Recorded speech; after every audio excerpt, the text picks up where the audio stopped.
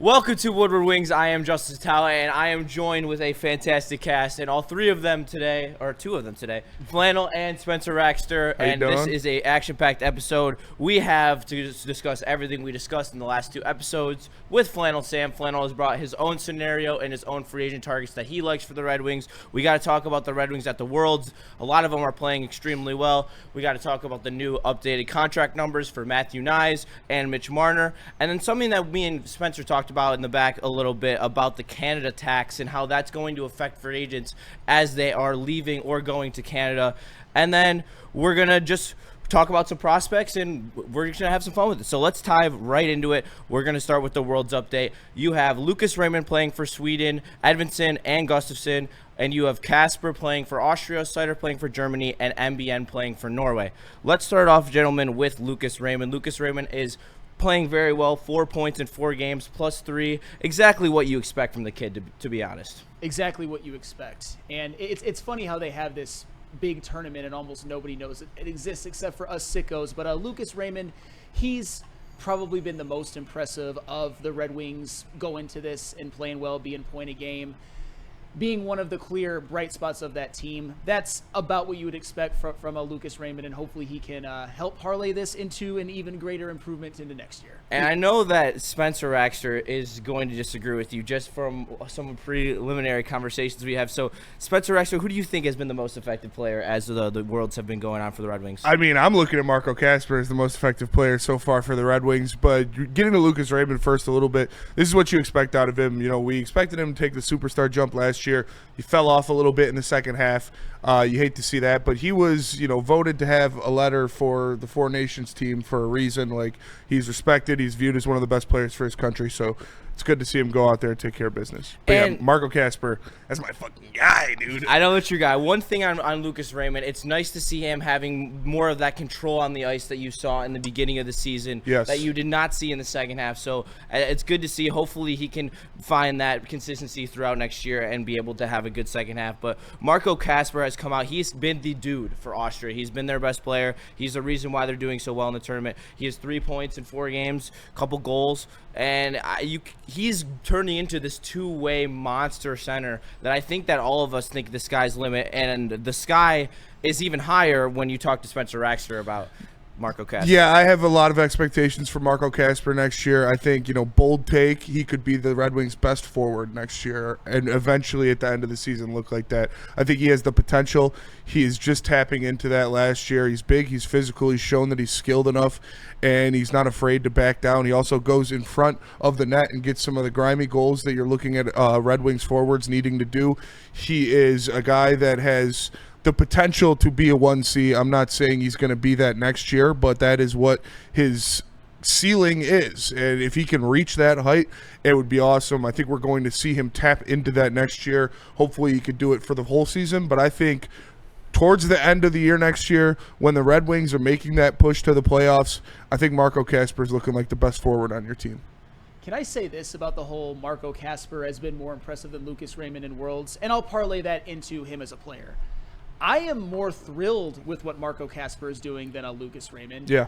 Because you saw a lot of potential. I mean, in his rookie year, he had 19 goals. He was actually one of your more underrated 5-on-5 scorers, and he was second on the team in hits. He's physical. He's showing it in Worlds. Some of the more impressive-looking couple of goals, kind of taking a team that probably is less talented and really showing out. I don't hate that take. I don't think he'll lead the team, and I don't think he'll be the best forward next year, but 2C, and we'll get to that a little bit more later, I am very confident in him. Tweaking off that 2CB, huh? I'm very confident in him being the 2C next year. I think everyone here is confident that he is going to take that step forward and just take a stranglehold on that 2C position. And me and Spencer were talking about it, and we'll talk about this a little more later when we get more into the free agency stuff, but there's a lot of talk that maybe the first line has a little bit of a switcheroo if Marner comes here, because Marner might fit better with the Brinket and Kasper than he fits better with Larkin and Raymond. But we can talk about that more later when we talk about love that. Mitch Marner. But just real quick on Kasper before you get into it. like I said, I don't think he's immediately going to be the 1 seed, but I look at the style of player he is, the physicality I like, the size I like. Once he gets more comfortable in the NHL dot, like he wasn't bad on faceoffs last year, but once he gets more comfortable in that and really becomes a reliable faceoff option, I think he's going to be scary, man. The kid's got a lot of potential. He's so fluid for the level of athlete he is and the size that he is. I think, like Flannel mentioned, he was one of our best 5-on-5 forwards because of his two-way ability that I think is only going to take a step forward next year. So I'm looking for a big leap from the kid. I think he's going to be around 30 goals next year. I think that's a fair prediction. I'm right there with you. I think 30 goals is very attainable for him, especially if we can upgrade whoever that winger is on that line. But we got to keep going. We got a couple more guys. Gustafsson has surprisingly outplayed Edmondson at Worlds, which has been very intriguing to say the least. Yeah. He has 3 points. He's +3. Edmondson is +1. I think, but for me, I think it's just because that Sweden team has so much chemistry. They've played together for so long. They're consistently in tournaments together. This is Edmondson's first time in the world stage with NHL players. So I truly believe that it's only a rookie type deal when it comes to the Sweden thing. I just think that Gustafsson's more ingrained. He's on the power play. He can pick up those points. I don't think that's anything to worry about. I expect Edmondson to just continue to grow. He's not like he's playing for Austria or like he's playing for one of these like Germany where he's the top dog and one of the best players at a young age. Gustafsson on the first line, Edmondson out. I'm kidding, obviously. But no, I think you nailed it. It's a chemistry thing. Gustafsson has been with the Swedish team for many, many years. Edmondson, he had a very impressive rookie season, but he's still young. International plays a little bit different. I'm happy for Gustafsson, but I don't think that has any. It's just a nice little footnote. That's all that it is. I agree. I think it's just a nice little caveat there. Yeah, and maybe this is, the team is a little bit more shifted to Gustafsson's play because he is right now, obviously Edmondson projects to be a better offensive defenseman, not like elite, but that's what all Gustafsson is an offensive defenseman. So him getting involved in that offense and the chemistry. And they don't have, I don't believe they don't have Hedman and some other more critical, like. He's probably playing power. I'm not going to say I've watched a lot of Team Sweden so far, but I think he's probably playing power play 1 minute, I would assume. So that'll help you, especially getting in the points. Exactly. So last two names, Mo Seider, he's the big dog for Team Germany. He's the captain, so that shout out to him. He deserves it. Love to see him step into a full-time A role for this season for the Red Wings. But Mo Seider, it was funny. He got into it with NBN. They were at a little scuffle over the weekend. Love to see that. Love to see him getting gritty. But he's been playing well. He's been anchoring that decor as much as he can, and there's not much you could say other than the fact that he's really been the alpha for Team Germany, and he's been playing well. It's hard to really assess a player when he's obviously the best player on the ice for a team, and he's just carrying the weight defensively. Yeah, that is a team that I've watched in this Worlds. That is a point I wanted to make, was to watch Mo Seider with the C on his chest, to watch Team Germany. And obviously, I watched the matchup against Austria, and you love to see that. Him and Nygaard getting a little chippy into it, but I expected this out of Mo Seider. Like you said, he is the alpha. He is the guy. And we know Mo Seider's game at this phase. He's not the offensive guy. He's not going to go out there and put up a bunch of points, but he's going to shut down the opposing team, and that's what he's done. He's been physical. He's been big. He's putting people on their ass, and you just love to see him continuing to progress in that. And I think that, like, people holding on to, Mo Seider's going to be this offensive defenseman too, or he needs to be, it's probably not going to happen. That's not really his game at all. But he is one of the best defensive defensemen in the NHL, and seeing him, I think the biggest step we need on a Mo Seider now is the leadership factor. Like you said, seeing him have the full-time A next year will help. Him getting the C for Team Germany is definitely a step forward in that, and I think he's going to take a leap next year as a leader on this team. Mo Seider was born to put people on their ass and block shots. He just needs to, I think, coming into the season, clean up a few things and get better help on the first pairing. Everything we've seen in Germany is exactly what I expected. Yeah, like, people throw shade at Mo Seider. It's like, look at the guys that he's been paired with in his career. Like, come on, guy. Like, he can only do so much. Are there times where it's his fault? Yeah. He's made some stupid mistakes. We see that. But that's a young player. Yes. And with no real, I mean, he's got Ben Sherratt, but no real veteran to kind of guide him or mold him. So he's learning on his own right now. And you see the ceiling when he plays with Edvinsson and Yes. how well they play together when they're paired together. But it's not feasible for this Red Wings team to just have our pairings just so top heavy, which is why people are questioning the Seider thing, and that's where I get off the highway. You're right. You need to get him a solid first pairing to be able to secure him and make him feel comfortable where he can take that next step and be that lockdown defenseman that we expect him to be. Yeah. So the last person, Michael Bronzing-Nygaard, and I think this is the most intriguing out of all of them, to be honest, and the one I take the most stock out of as well. Yes. Because of the fact that he is making a step up in competition in this tournament because he's been playing in the AHL and in the SHL and very few games in the AHL as well. But he's played well. He's got 3 points in 2 games. He's on Norway's power play. He's contributing, and I love to see it. And we'll get into more about the implications this has on the Red Wings. But I love what I've seen from MBN in the AHL playoffs and so far in Worlds. I know it's a first round draft pick, but the fact that it was so recent, 2024, with how he's played in Worlds, combined off of how he played with the Griffins in the playoffs, in which you could argue he was their best offensive player, he's had himself a week. He's had himself a stretch of time in which expectations might be shifted even to this season. I know, Justin, you and I kind of talked in the back about it. Besides for Marco Kasper, this MBN renaissance, maybe that's too strong of a word, has been a sight to behold. Yeah, and cut the tape. Go watch it.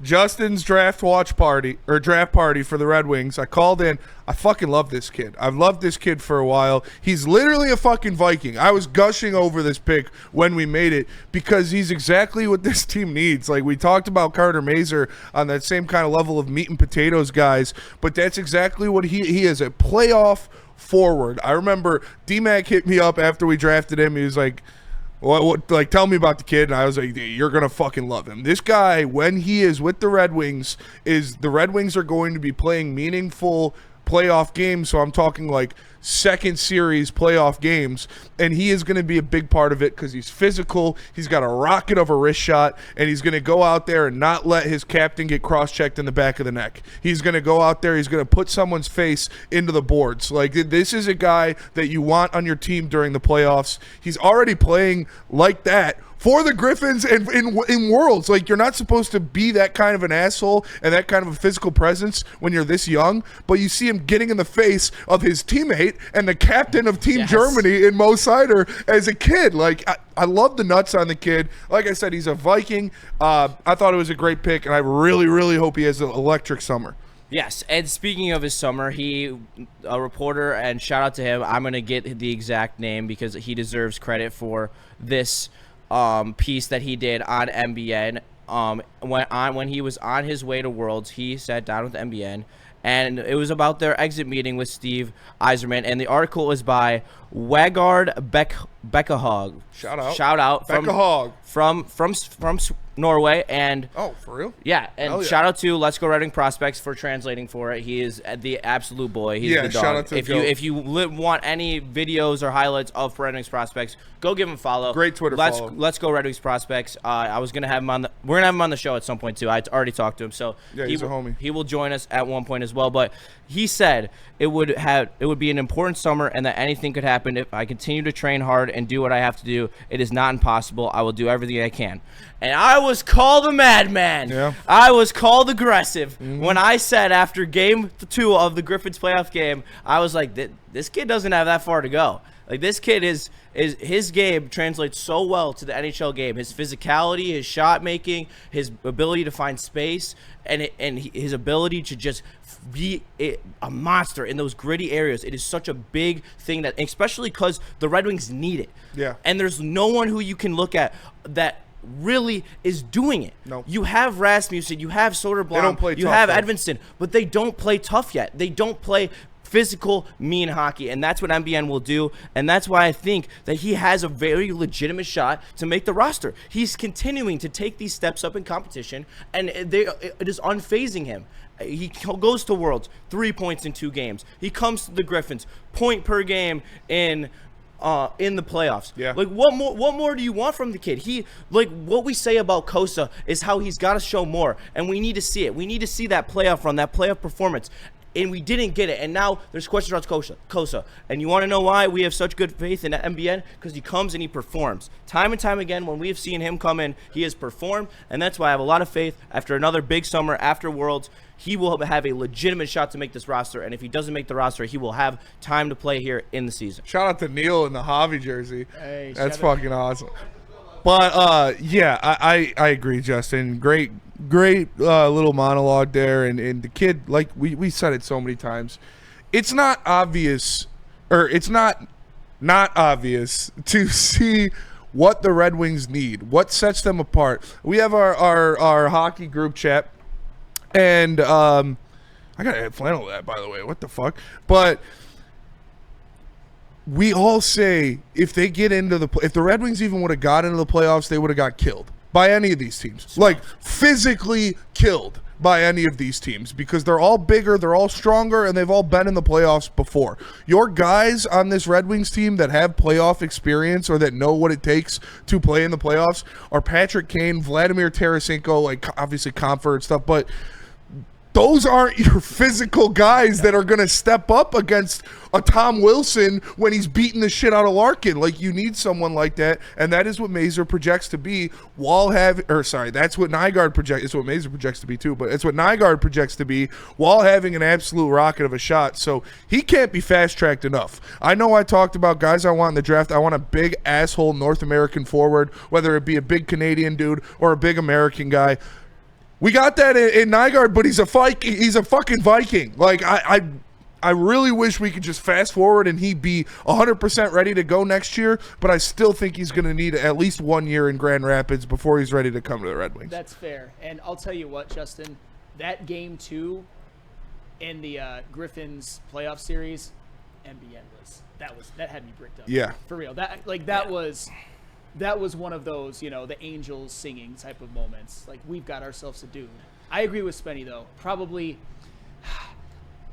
I don't want to limit his expectations even for this year. I don't want to be that guy. You'll see later that I don't have him on, like, the opening day roster. He's only 19. Yeah, right, yeah. But I would agree 1 year with the Griffins, or maybe even part of a year with the Griffins. And there's nothing wrong with that. Hey, I'll be the aggressive one in the room. That's fair. I like it. I think that he will sniff NHL minutes next year. I have no doubt about it. Even if it's just for a game or two, he's going to be one of the top guys to get called up if somebody gets injured, for sure. 100%. He looked like the most NHL ready forward outside of Lombardi, no doubt in my mind. And so let's continue on to the offseason. We're talking about lines. We're talking about pairings. Kool-Aid, will you throw Flannel's roster up there? So like we did last week, me and Spenny went into a bunch of scenarios, which we'll talk about in a little bit, but Flannel wanted to run up his own GM, and so he's got a nice scenario for you, so I'm going to take it away. Flannel. All right, so there are a lot of similarities to Justin's last one. There's the main difference is some of the free agents who I choose to sign. The big signing to go on line 1, and for the record, this is a scenario. I would be thrilled with Mitch Marner. I just think we have to present different ways in which the Red Wings can improve their team. That's fair. I'm calling for the Red Wings to sign, well, not former, still playing in the playoffs, but Winnipeg Jets forward Nikolai Ehlers. And the reason why I think he would be a great asset to this team is because he scores in the 5-on-5 and always has. And he also provides some stability to that top line in which it was in flux a lot of last year. Nikolai Ehlers, you might not think of him as a top 3 guy, but he definitely is a top 6 guy. And I just think with what he can do on the 5-on-5, he will do wonders for, maybe not wonders, but he will help Larkin and Raymond. And it also allows the line 2 to also be very formidable, in which I do have, and by the way, the terms for that Nikolai Ehlers deal, I would pay him 5 at 8.5 a year. That's fair. Do you think that gets it done? Or is that like a Looney Tunes offer? I think that would get it done. Okay. I think you might need to add more term, but I think that the number is right. Yeah. And on that second line, I've got Casper and obviously Larkin and Raymond on the first line. On the second line, I got Casper as the 2C. I've got DeBrincat as the second line forward, and on the other side, I do have the Red Wings re-signing Patrick Kane, because the reality is right now he's a bargain for what he does. For everything that he doesn't do, he still scores at a high clip. He's had 13 game-winning goals in the last 2 seasons. He has a flair for getting it done in the clutch. He's very good on the power play, even if his 5-on-5 scoring isn't near what it once was. And you could probably get him at 1 year, $3.5 million. So that is why I would do that. With this third line right here, I've got Kopp. I like that. Amadeus Lombardi. I like that. And I've got Riley Smith. And one of the things that I really like about this third line, and I can kind of say the same thing about the fourth line. In the bottom 6, you want a line that is a bitch to play against. Yes. Riley Smith is a legit two-way forward. He can score on the 5-on-5 on like a bottom 6 level. He's kind of what we would call an elite role player. And even though Flannel hates role players, I would consider Riley Smith that elite type of role player. He will help you out offensively, and he will also be on the PK, which was bad. This will help the PK. Andrew Kopp is another two-way guy. He wins faceoffs. I haven't always loved everything he's done here, but as a third line center, I would take that any day of the week. And Justin, I got to ask you this. Would it be fair to call Amadeus Lombardi a revelation? Yeah.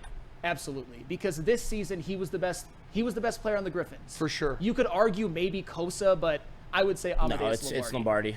And unfortunately, it leaves a spot for somebody who maybe we thought not to be on this line, but the dude just looks special. And I think he's a good fit on that third line as a little bit more of a smaller player. And then the fourth line, I've got the exact same one as Justin had. I got Michael Rasmussen at center. I've got Soderblom and Mazer as the fourth line wings, and this is another one. Be that line that's... I love that line. Yeah, that line's amazing. I know you've said that before, and I agree with that, and that's why I basically copied it. Shout out my guy Justin, he knows puck. It's another one of the same sort of philosophies. Be a bitch to play against. I know that Soderblom and Rasmussen don't always use their size like we would like, particularly Soderblom, but maybe they can learn that. And he started to a little bit more. Yes, and if they do, it's just... they're that line that gets off the bus and just looks menacing, and Carter Mazer definitely has some two-way potential as well. Let's hope he can stay healthy. When it comes to the first line of the defense, I've got Simon Edvinsson and Mo Seider. I've got them pairing together. I think that would be an absolute dream. I think that they would maximize each other.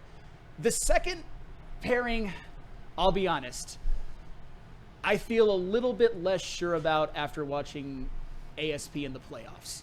I'm not saying I'm out. I'm saying that there were some things that concerned me a tad in terms of his ability to be a second-line defenseman this year. However, I'm going to keep the faith, and one of the reasons I keep the faith is I'm going to pair him with a Cody Ceci signing.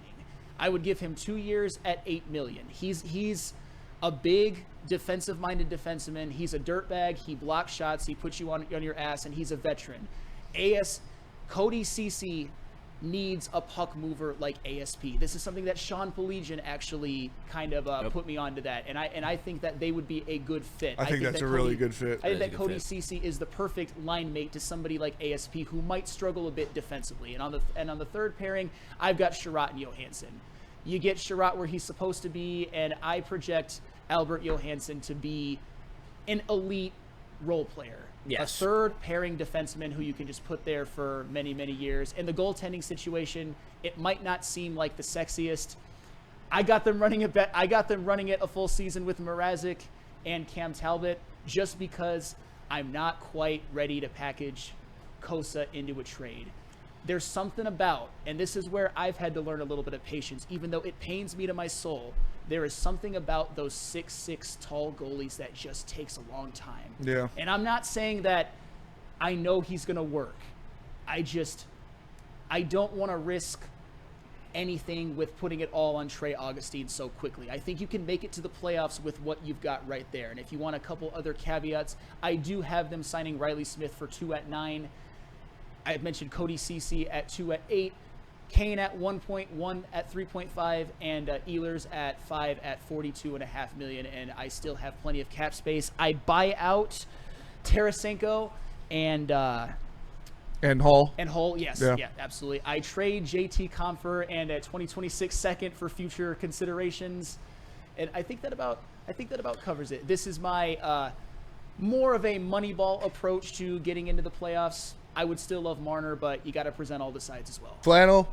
Yes. I fucking love this. Thank you. Like, I really do. If you're not going to... Now, I think this team needs that dude. Sure. Like a Mitch Marner. I'm all in on Mitch Marner, because that's what I think the biggest jump you can make is getting a guy like that. But getting Nikolaj and Riley Smith and CeCe immediately makes your penalty kill so much better. So much better. You're getting two guys in here who are both two-way forwards, guys that will block shots, guys that will play defense, guys that will stick check, and that is extremely important because we know the lack of toughness and the lack of defense that the Red Wings have on their forwards. I love Nikolaj with Dylan Larkin and Lucas Raymond. I think that's such a good pair because that is a guy, like I said, he's going to do the dirty work for those two. He's going to block shots. He's going to get behind the net, win puck battles. And the bottom six for this team, it looks really good.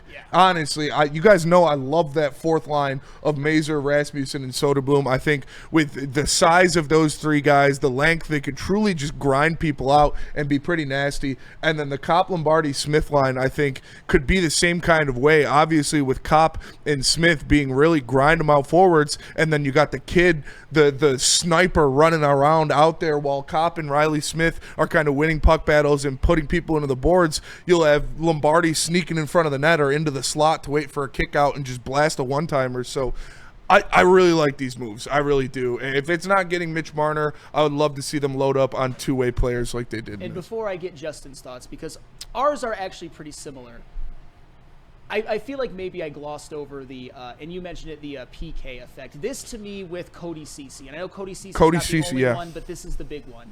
This is, unlike last offseason, a real ad. Yeah. This will make Peter Mrazek's job easier, Cam Talbot's job easier. I think, obviously, if ASP's up there, it'll be easier. I think that even though you didn't add a ton except for Cody CeCe and a kid, ASP, it allows these lines to be played how they should be played. It allows you to put Edvinsson and Seider on the top pairing without making the rest of their pairings just dog water. Yeah. And that's really one of the big – that's – among other things, why the Cody CeCe thing and the fact that he's cheap. That's what's tantalizing. And Riley Smith, the PK element of it, huge. It was a terrible PK last year. It can't be like that again. If they're even a normal bad PK, they're probably in the playoffs. And Nikolaj is a guy that you could pencil in for 25 goals a year, and he's going to be plus 15 at that, plus 20 at the end of the year. So he's been like plus every year of his career. Yeah, it's always in the plus. It's exactly what you need on that first line for sure. If you're not going to get Mitch Marner.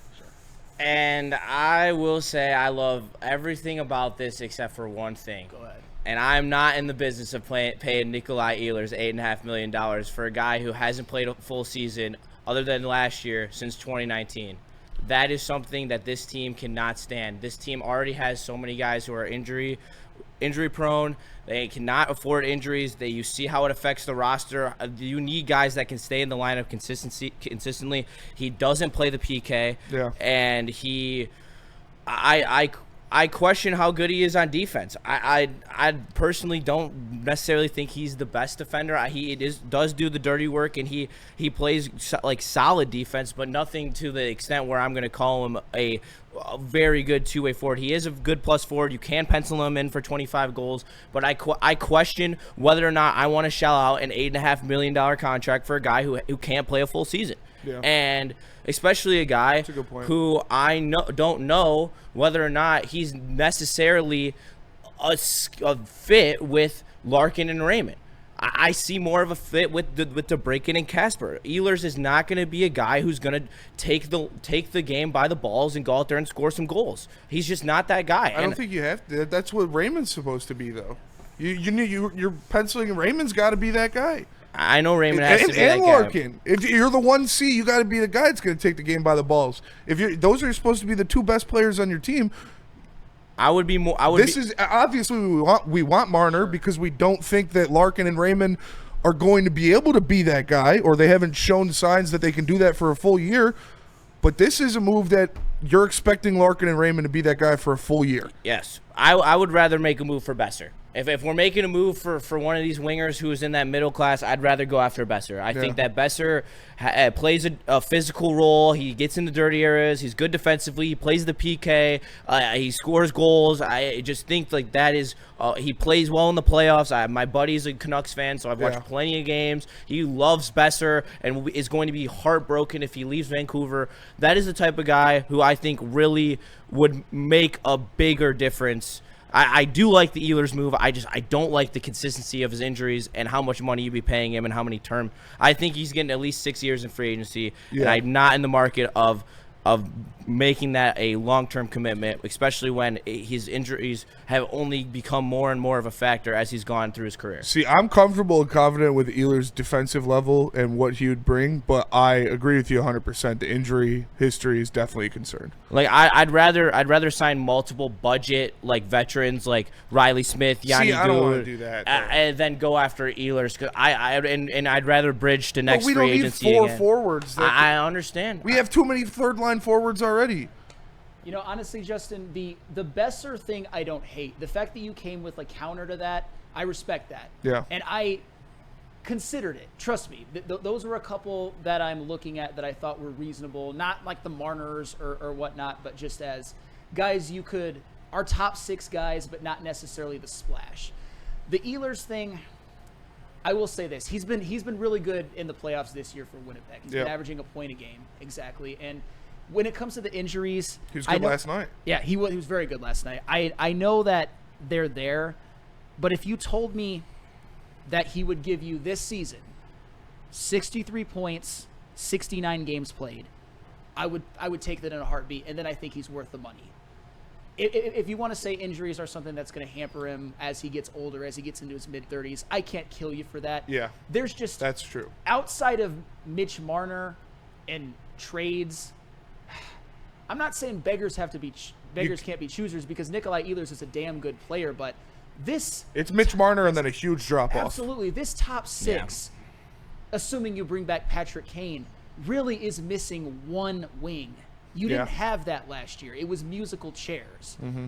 Like him on the wings, I think would make a bigger difference than him even on other teams, because he is such a need. And as far as whatever defensive deficiencies that you think, Justin, I'm probably more in line with Spenny, but I get where you're coming from. That's where Riley Smith comes in. Marco Kasper scored again. Hey, shout out. Yes, sir. Marco Kasper is a guy. Was it nice? Yeah, it sniped. Yeah. Hey, shout out. I'll throw it in the video. Absolutely. Coming up the left side, just absolute snipe, short side, dude. Yeah. I'll throw that in there for you guys so you guys can see what we just looked at. Beautiful goal by Marco Kasper, another great shot. Speaking of Marco Kasper, he's another one of those that I think this year will add an even more prevalent two-way element to his game. It's always been there, but there's going to be, I think, enough physicality as long as they harness it correctly. Absolute snipe, short side on the goalie, dude. Hey. Oh, man, that was nasty. Is it 85 points this season or not? I'm kidding. I'm telling you, man. I'm telling you. Listen, I know it's a bold take, and that's why I say it like that. Like, I'm not saying you can pencil this in and it's going to happen. My bold take for the Red Wings next year is that by the end of the season, Marco Kasper is the best forward on your team. I think the physicality of who he is, the size of him, his ability to play wherever you want in that top 6, I think he's going to prove that by the end of the year, he's going to be playing like the best forward on the team. Unfortunately, and obviously DeBrincat's probably still going to have more goals, but it's an all-around game.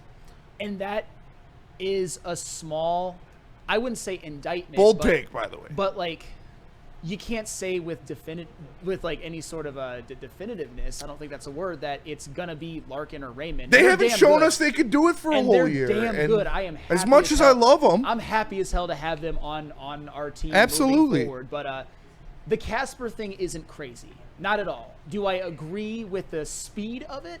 Maybe not, but I'll tell you what, Marco Kasper, he cured a lot of Red Wings depression I had last year, just seeing what he was showing and what I think he's capable of being. Well, we only have a few minutes left, so we got to run through a couple quick things as we are taking off here. First of all, the Nyes contract is now being reported that it will be somewhere between 8.5 and 9.3 projected. So that's going to be a pretty penny. Yeah. But what it's going to be even more of a pretty penny for is Canada. Because with the taxes that Canada has, like you saw with Mikko Rantanen, the Hurricanes offered him 13.5. He didn't take it, but he took 13.5 in Dallas because there's the tax difference. Canada's going to have to start hooking up an extra $1 million or so to get these players, and it's going to start really screwing with their cap. Like, so Donald Trump is helping the Red Wings get Mitch Marner. I wouldn't go that far, but we are looking at a point where the Leafs are really not going to be able to play Marner and Nyes, and then that's just the reality. Like, they don't have enough cap space. They have $21 million. Yeah. Marner's projected 14. Nyes is projected 9. Those numbers don't add up. They also have to fill the rest of the roster. So I think that really gives it an opportunity for us to step up. So, Flannel, let me give you 3 contracts and just grade them A through F. Okay. Nyes, 8 years, $8.7 million. B+. Marner, 8 years, $14.25 million. A+++++. A+. What about 14.5? A+++++. You're getting a 50 goal yeah, scorer. so you don't care as long as we get Mitch Marner. There was a regression last year. They need go ahead. And then Ryan Lindgren, 6.75 over 6 years. B+. But you like those moves and you're interested in. Sure. Give me Ryan Lindgren and I'm thrilled. And I'm thrilled. Just because I want Cody Ceci doesn't mean Ryan Lindgren wouldn't satisfy something. Ryan Lindgren could be fantastic for this team. All right, now let me read through a couple of these comments because I said I would, and they're always funny. So yeah. we gotta rip through a couple of these.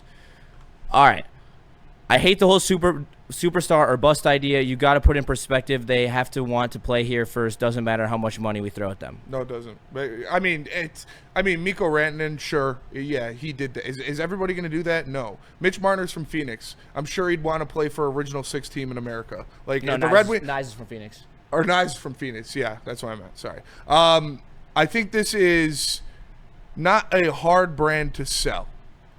Like the Red Wings, as I know we haven't made the playoffs in however many, feels like 20 years now, but this is not a hard brand to sell. You are an original 6 team. You are the best American hockey franchise in the history of the NHL. So, like, it's not like you're saying come play for the Yotes or come play for the Ducks. Like, it's the Detroit Red Wings. Knives we talked about back in the back. Yes, I meant Knives. I know Mitch Marner is not from Phoenix. He's an American guy. He's going to want – it's not like it's – you're not selling snake oil. You're selling the fucking Red Wings. Yeah. and being literally the future. Yeah. Like, hey, come bring Hockeytown back to the playoffs. And be an icon here forever. Absolutely. Let me grab another one. We are not buying out anybody on this roster. This is beyond dumb at this stage of the rebuild. We are not signing a 34-year-old third-line winger journeyman to a $5 million contract. Talking about Riley Smith. The thinking of Nyes is fine, though. Toronto, if they see the writing on the wall, they probably trade him for a first from a team. Blah, blah, blah. They're not going to trade him. But well, I obviously disagree because I want Riley Smith, too. Yeah, Riley Smith would be great on this team. It's a 1-year deal. Kill, dude. It's a literal 1-year deal. Like, it's 1 year, $5 million. Like, there is no deal in sports that is less of a risk than that. And don't give me that bullshit buyout stuff. If you come into the team next year, or if you come into the season next year with Justin Hall on your team, you are not serious about making the playoffs. Justin Hall's the worst player in hockey. He's one of the worst defensemen I've ever seen. Yeah. So would you say that Justin Hall is the 2023 version of Javier Baez? No, don't even say it. No, because Justin Hall has never shown that he could be an MVP level player. People forget about that with Javi back in the day, but that's beside the point. He's shown that he's not a complete idiot like he is right now, but still. All right, well, that's going to do it for us at Woodward Wings today. I hope you guys liked the new format with everyone here. It was so fun to do, and we're going to keep hitting you with all the action every Saturday morning at 10 a.m. So make sure you tap that like button, leave a comment. We'll read as many as we can, and we'll catch you next week, and we will see you later. Peace.